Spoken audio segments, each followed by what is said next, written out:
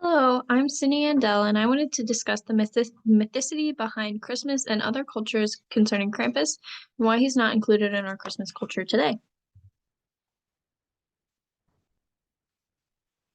Christmas is a time in which many families come together for happy, fulfilling interactions with relatives and friends, which is generally a positive experience. Some might get to see family members they have not encountered in a significant amount of time and want to put their best foot forward for them. Often in modern culture, we tend to bribe children to behave by promising gifts from their Christmas list to be delivered by Santa on the holiday. The positive reinforcement of receiving gifts from good behavior tends to be effective for most children, but this is not true of all cultures, past and present.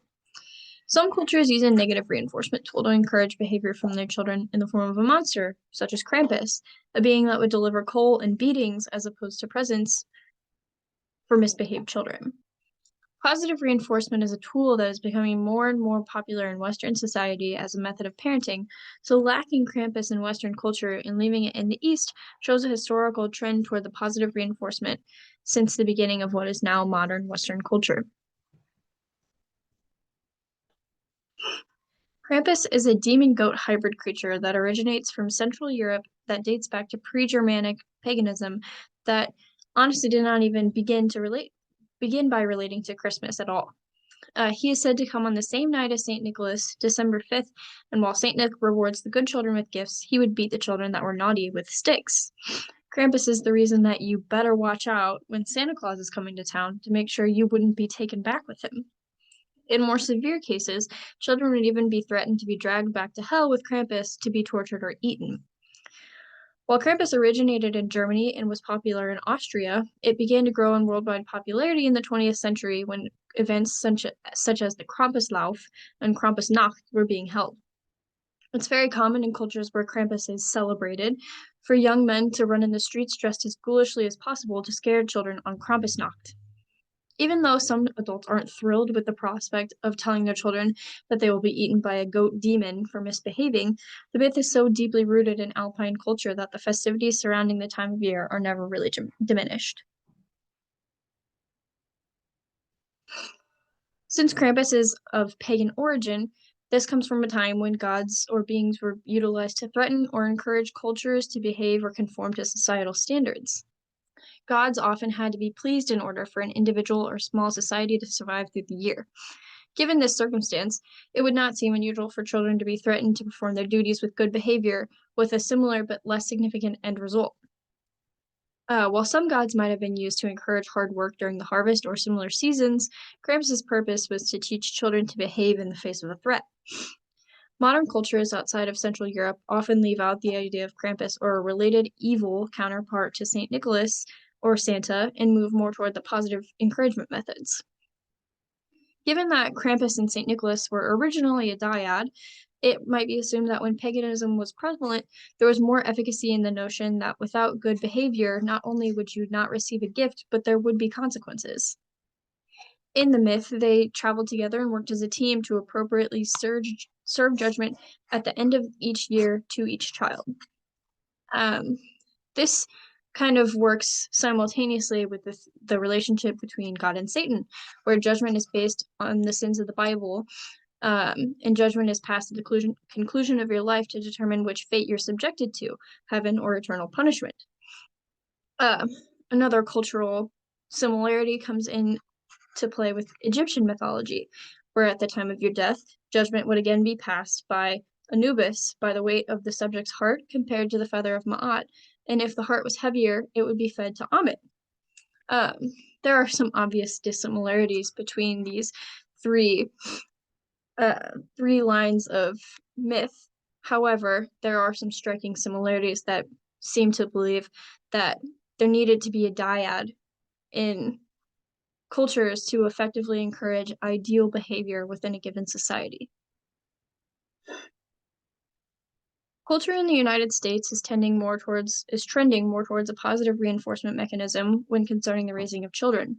The omission of a character such as Krampus in Christmas mythology is a sort of testament to the notion of positive reinforcement, establishing that the threat of the lack of presents is enough to encourage the desired behavior to receive presents on St. Nicholas Day or Christmas.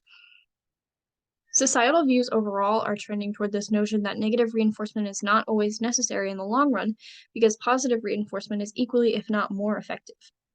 Encouraging fear in children does not have to be the societal norm in modern day cultures where fear is not quite so rampant, and things such as beating a child are more often considered abusive behaviors than corrective behaviors.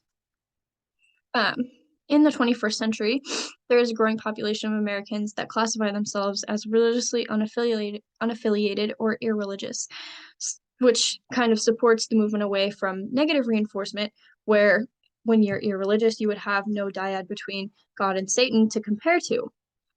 This makes sense when you're comparing the lack of Krampus in modern day cultures. If Krampus was not already irrelevant in Western culture, it would be becoming rapidly less due to this situation. The introduction of ideas such as the elf on the shelf as a set of eyes for Santa Claus into a child's home does act as a less severe mode of accountability for modern parents. It seems to accomplish what they're lacking in physical threats by acting as an omniscient communicator to the North Pole in order to maintain appropriate behavior in American households. This method aligns more readily with the soft parenting ideals and positive reinforcement that we are seeing gain more momentum in recent years.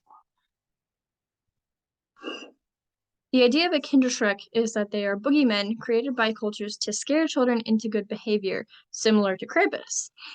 Uh, these are figures that have been relevant all throughout history in terms of fairy tales, statues in the middle of plazas, such as the Kindelfresserbrunnen, which was the Fountain of the Child Eater, a Swiss Kinderschreck, which depicted an ogre devouring children to frighten the disobedient. All throughout history and in many, many different cultures, even such as fairy tales, we've put negatively connotated characters in to help guide our children toward what we think are the most ideal ways to behave.